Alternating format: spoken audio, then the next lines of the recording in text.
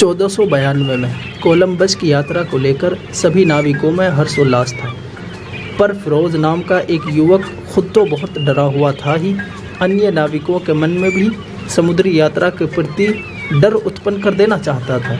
एक दिन फिरोज की मुलाकात पिजारो नाम के साहसी युवा नाविक से हुई।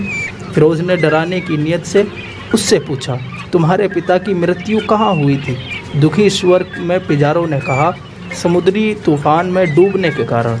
और तुम्हारे दादाजी की? वे भी समुद्र में डूबने से मरे। और तुम्हारे परदादाजी कैसे मरे?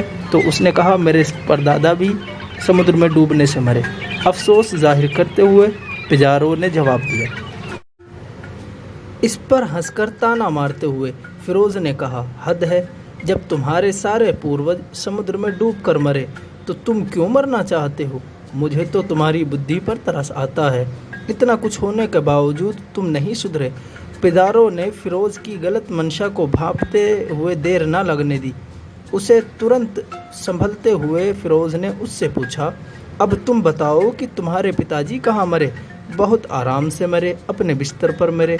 मुस्कुराते हुए फिरोज ने कहा। और फिर पूछा, तुम्हारे दादाजी कहाँ मरे? तो उसने कहा कि वो भी अपने पलंग पर मरे। और फिर पूछा कि तुम्हारे परदादाजी कहाँ मरे? तो उसने वही जवाब दिया कि उसी तरह अपनी खाट पर। गर्व से फिरोज ने उत्तर देते हुए कहा, सभी सामान्य मौत मरे। अब तंज कसते हुए पिजारो ने कहा, अच्छा, जब तुम्हारे सभी पूर्वज बिस्तर पर ही मरे हैं तो फिर तुम खुद अपने बिस्तर पर जाने की मूर्खता क्यों करते हो? क्या तुम्हें डर नहीं लगता? इतना सुनते ही फिरोज का खिला हुआ चेहरा उतर गया। पिजारो ने उसे समझाया, मेरे मित्र, इस दुनिया में कायरों के लिए कोई स्थान नहीं है।